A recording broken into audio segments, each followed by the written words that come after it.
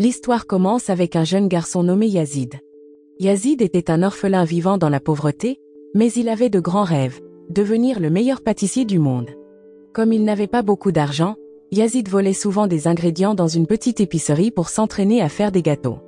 Les années ont passé, et en l'an 2000, Yazid avait 16 ans et travaillait comme apprenti dans un restaurant chic à Paris, en France. Pendant sa première nuit de travail, Yazid a eu beaucoup de mal. Il était maladroit et a fait beaucoup d'erreurs parce qu'il était nouveau. Alors que le chef cuisinier donnait des instructions aux autres cuisiniers, Yazid a fait beaucoup de bruit en lavant la vaisselle. Ça a énervé le chef, qui l'a appelé et a décidé de le virer sur le champ. Mais avant que le chef ne parte, Yazid a eu le courage de demander une dernière chance. Il a proposé au chef de tester ses compétences. Yazid a promis que si son dessert était bon, il pourrait rester. Tout le monde dans la cuisine était choqué par le courage de Yazid. Le chef, bien qu'énervé, a accepté d'essayer. Yazid a rapidement préparé un dessert. Même s'il n'était pas parfait visuellement, le goût a impressionné le chef. Sous le charme, le chef a décidé de donner une deuxième chance à Yazid. Il lui a dit de revenir dans 2 jours et l'a averti de ne pas être en retard. Yazid était fou de joie et avait hâte de le raconter à quelqu'un. En sortant, Yazid a accidentellement passé par l'entrée principale du restaurant au lieu de la sortie du personnel, rendant le moment un peu drôle et montrant à quel point il était novice. Quand Yazid est arrivé à l'orphelinat, il a trouvé une affiche de son chef préféré froissée par terre dans sa chambre. Son colocataire lui a dit qu'il n'aimait pas cette affiche. En colère, Yazid s'est battu avec lui. À cause de cette bagarre, Yazid a été convoqué dans le bureau de la directrice. La directrice a grondé Yazid pour avoir toujours des problèmes. Elle a mentionné que Yazid ne s'était pas seulement battu avec son colocataire, mais qu'il avait aussi été pris en train de voler une voiture. Heureusement, comme Yazid était mineur, la police n'était pas intervenue. Cependant, la directrice a averti Yazid que s'il continuait à se comporter comme ça, il serait envoyé dans un autre orphelinat. Au lieu de s'excuser, Yazid a osé demander de l'argent de poche. La directrice a soupiré profondément et n'a rien dit. Cet après-midi-là, tous les enfants de l'orphelinat sont allés à l'école comme d'habitude. Pendant le cours, Yazid était occupé à dessiner dans son cahier au lieu d'écouter. Il avait toujours adoré l'art depuis qu'il était petit. Après l'école, alors que ses amis jouaient ensemble, Yazid a choisi de rester seul dans la salle d'art. Il aimait réparer des choses là-bas, comme un mannequin cassé. En travaillant, Yazid s'est laissé emporter par des souvenirs de son enfance. À l'époque, il vivait avec sa mère et son petit frère. Sa mère ne faisait pas beaucoup attention à eux. Pour elle, avoir des enfants était juste une charge. Une fois, elle avait même déchiré les chaussures de Yazid pour qu'elles aient l'air vieilles et usées, afin que les gens aient pitié d'eux et lui donnent de l'argent. Heureusement, Yazid avait quelques moments de bonheur quand son oncle Pascal et sa tante Simone venaient le voir. Il l'emmenait souvent jouer, apportant un peu de joie à sa vie difficile. Un soir, alors que Yazid jouait chez Pascal, il a regardé son cousin préparer un magnifique gâteau pour un projet scolaire. Yazid était émerveillé. Son amour pour l'art commençait à se montrer. Dès qu'il en avait l'occasion, son cousin lui apprenait à cuisiner. À partir de ce moment, Yazid a rêvé de devenir pâtissier, quelqu'un qui crée des desserts délicieux. Un jour, alors que Yazid était chez Pascal, celui-ci lui a annoncé une triste nouvelle. Son petit frère était décédé. Quand Yazid est rentré chez lui et a vu sa mère, il a remarqué quelque chose d'étrange. Elle n'avait pas l'air triste du tout. Yazid a réalisé que sa mère se sentait soulagée, comme si son fardeau s'était allégé. Cette nuit-là, la mère de Yazid est devenue jalouse. Elle voyait à quel point Yazid était plus heureux quand il passait du temps avec Pascal et Simone. À cause de ça, elle lui a dit qu'il ne pouvait plus aller chez eux. Mais rapidement, la mère de Yazid a admis qu'elle ne pouvait pas s'occuper de lui seule. Elle a décidé de l'envoyer dans un orphelinat. Pascal et Simone étaient tristes, mais ils ne pouvaient rien faire, car ils n'avaient pas le droit de l'en empêcher. Le lendemain, après l'école, Yazid a annoncé avec enthousiasme à son ami qu'il avait réussi un test pour travailler dans un restaurant chic à Paris. Yazid a dit que son nouveau travail commencerait le lendemain matin. En entendant ça, son ami était content pour lui et lui a souhaité bonne chance. Le soir, Yazid n'avait pas d'argent pour son voyage. Se sentant désespéré, il s'est faufilé dans le bureau de la directrice et a pris de l'argent dans son tiroir. En sortant, son ami, qui était avec lui a proposé de participer à une petite affaire pour vendre quelque chose. Son ami a promis que ça ne prendrait que quelques minutes. À contre-cœur, Yazid a accepté. Quand ils sont arrivés sur place, Yazid s'est senti mal à l'aise. L'affaire prenait beaucoup plus de temps que prévu. Il ne cessait de penser qu'il devait rentrer vite pour se préparer pour son travail le lendemain matin. Mais soudain, la police est arrivée et a arrêté tout le monde, y compris Yazid. Il a dû passer la nuit en prison. Le lendemain matin, la mère de Yazid a été appelée au poste de police. Comme Yazid était encore mineur, il a été libéré. Même si ça faisait des années qu'ils ne s'étaient pas vus, la mère de Yazid n'avait pas changé. Sur le chemin du retour, elle n'arrêtait pas de lui crier dessus, le traitant d'inutile et disant des choses horribles. Yazid n'en pouvait plus. Il lui a crié dessus et s'est enfui. Quand Yazid est rentré à l'orphelinat, le gardien l'a grondé pour être parti sans permission et lui a demandé où il était allé. Le gardien, qui s'occupait de Yazid depuis qu'il était petit, traitait tous les enfants comme sa famille. Il voyait toujours Yazid comme quelqu'un de spécial, car Yazid avait de grands rêves et une détermination solide. Contrairement aux autres enfants qui voulaient juste jouer, Yazid avait une étincelle dans les yeux. Le gardien a averti Yazid de rester loin des mauvaises influences. Après cette discussion, Yazid s'est préparé et est parti travailler. Mais pour son premier jour, il est arrivé en retard. Au restaurant, le chef l'a accueilli froidement. Yazid s'est excusé sincèrement, expliquant qu'il avait parcouru 180 km juste pour apprendre à faire des desserts. Le chef, cependant, a simplement répondu « Ce n'est pas mon problème », d'un ton strict. Découragé, Yazid allait partir, mais le chef l'a rappelé. Il a décidé de lui donner une seconde chance, ce qui a soulagé et rendu Yazid reconnaissant.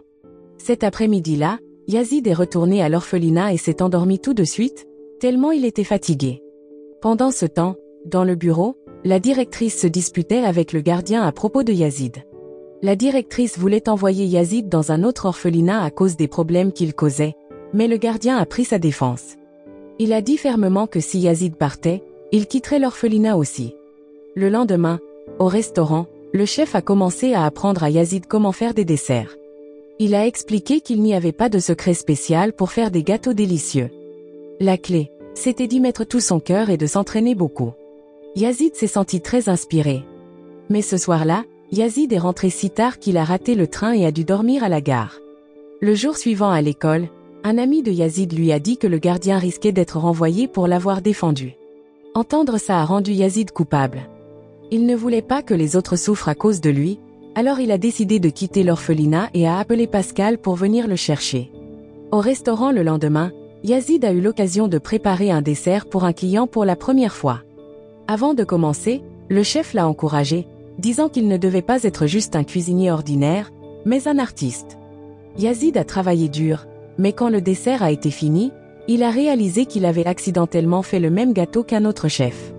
L'autre chef a suggéré de comparer leurs gâteaux pour voir lequel était le meilleur avant de le servir aux clients.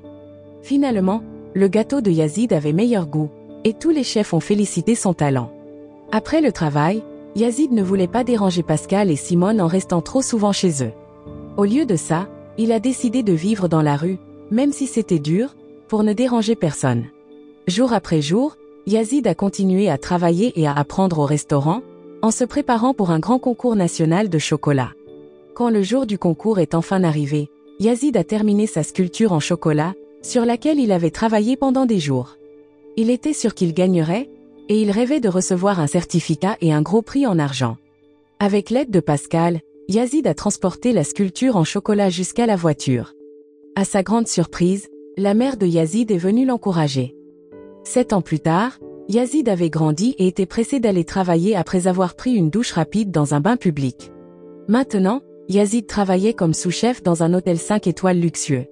Dans une cuisine, il y a plusieurs niveaux de chefs. Les aides, les chefs normaux, les chefs de partie, les sous-chefs, les chefs de cuisine, et le chef exécutif, qui est au sommet de la hiérarchie. Quand Yazid est arrivé en retard à la cuisine, Julien, un des chefs et le petit-fils du propriétaire de l'hôtel, l'a puni. Julien a interdit à Yazid de cuisiner pendant une semaine et l'a obligé à s'occuper seulement des fruits. Même si Julien n'était qu'un autre chef, il se comportait de manière autoritaire à cause de son statut spécial. Même le chef de cuisine ne voulait pas discuter avec lui. Yazid était énervé, mais il a suivi les ordres. Ce soir-là, au lieu de rentrer directement après le travail, Yazid s'est détendu à la plage avec son ami Manu. Après s'être vidé l'esprit, Yazid est retourné à la cuisine pour s'entraîner tard dans la nuit. Le lendemain, un invité très important nommé Bouchard a renvoyé son plat, disant qu'il n'était pas bon. Le chef de cuisine a demandé à Yazid de préparer un nouveau dessert, car elle croyait que Yazid était le chef le plus talentueux de la cuisine. Au début, Yazid a refusé, lui rappelant qu'il ne s'occupait que des fruits. Mais après que le chef de cuisine a insisté, Yazid a finalement accepté d'aider. Pendant une pause, le chef de cuisine a dit à Yazid que Bouchard était très impressionné et voulait le rencontrer. Quand ils se sont rencontrés, Bouchard a remercié Yazid et a dit que le dessert qu'il avait préparé était le meilleur qu'il ait jamais goûté. Yazid s'est senti incroyablement heureux en entendant ces mots gentils. Après le travail, Manu a secrètement suivi Yazid jusqu'à une colline derrière l'hôtel. Manu voulait savoir pourquoi Yazid ne rentrait jamais chez lui. Quand Yazid l'a remarqué, il a finalement avoué qu'il dormait dans la rue. Yazid a expliqué qu'il économisait son salaire pour participer au championnat du monde de dessert au lieu de louer un logement. Manu a encouragé Yazid, disant que dormir sur la colline pouvait être amusant à cause des belles étoiles. Le lendemain, pendant le travail, Julien a injustement grondé Manu sans raison. Yazid, énervé que son ami soit maltraité, s'est dressé contre Julien. Le chef de cuisine a vu la dispute et a appelé Yazid. Elle lui a annoncé une nouvelle surprenante. La direction de l'hôtel avait décidé de lui offrir une chambre pour qu'il puisse y rester. Cela s'était produit parce que Manu avait parlé à la direction plus tôt dans la matinée. Yazid était fou de joie de ne plus avoir à dormir dehors. En inspectant sa nouvelle chambre, Pascal a appelé Yazid pour lui rappeler que l'anniversaire de Simone approchait. Yazid a promis de lui préparer un gâteau spécial. Avant de raccrocher, Pascal a aussi partagé une triste nouvelle. La mère de Yazid était très malade, et le médecin avait dit qu'il ne lui restait plus beaucoup de temps. Yazid est resté silencieux en entendant ça. Ce soir-là, avant de rentrer chez lui, Yazid est resté dans la cuisine pour préparer un gâteau d'anniversaire pour Simone. Il le lui a envoyé comme cadeau spécial. Le lendemain, le chef exécutif est venu inspecter la cuisine. Au début, tout semblait parfait. La cuisine était propre, bien organisée, et les desserts respectaient les standards élevés de l'hôtel. Le chef exécutif a même félicité Yazid, le qualifiant de chef le plus talentueux de l'hôtel. Mais en continuant l'inspection, le chef a trouvé des fruits pourris dans la cuisine. Comme Yazid était responsable des fruits, le chef est devenu furieux. Peu après, la chef cuisinière a appelé Yazid dans l'arrière-salle. Elle lui a dit que son erreur avait mis la réputation de l'hôtel en danger. Le cœur lourd, Yazid a été licencié. Sans discuter, Yazid est retourné dans la cuisine et a confronté Julien, qu'il soupçonnait d'être derrière tout ça. Yazid pensait que Julien voulait le faire virer pour prendre sa place de sous-chef. En colère, Yazid a frappé Julien. Manu, qui était à proximité, est rapidement intervenu pour arrêter la bagarre.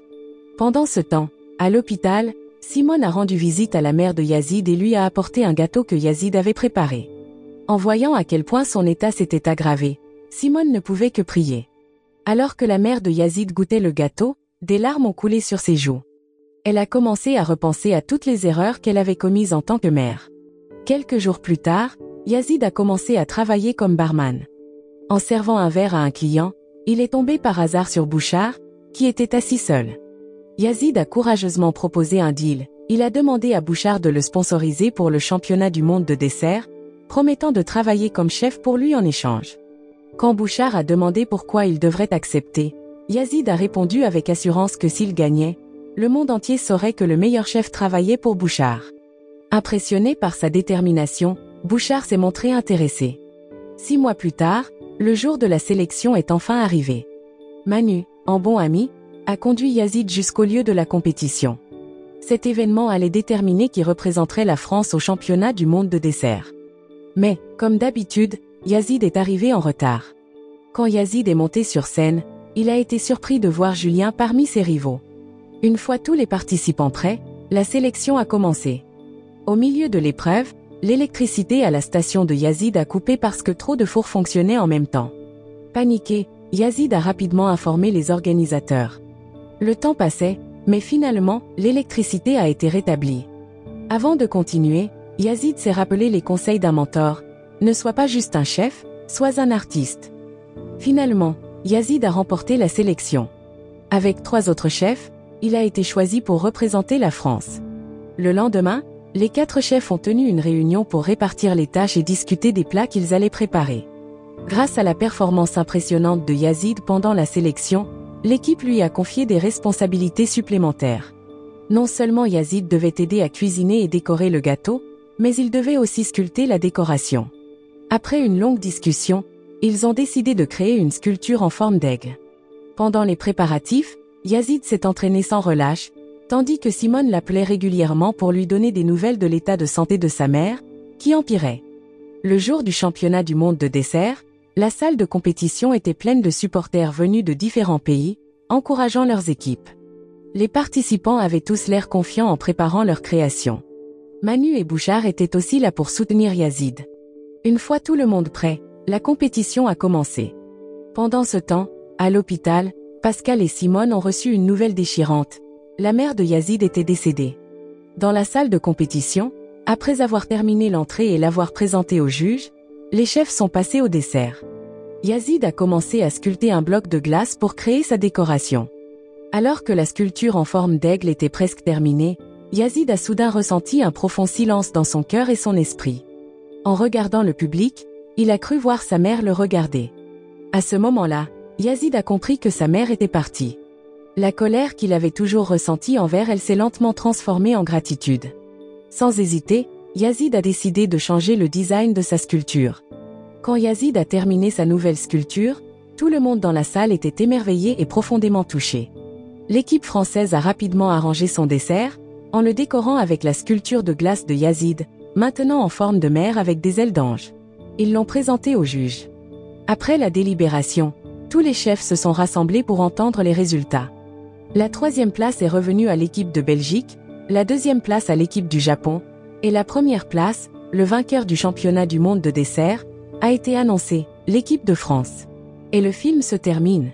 La morale de l'histoire est que le véritable art vient du cœur, et parfois, la douleur peut inspirer les créations les plus belles.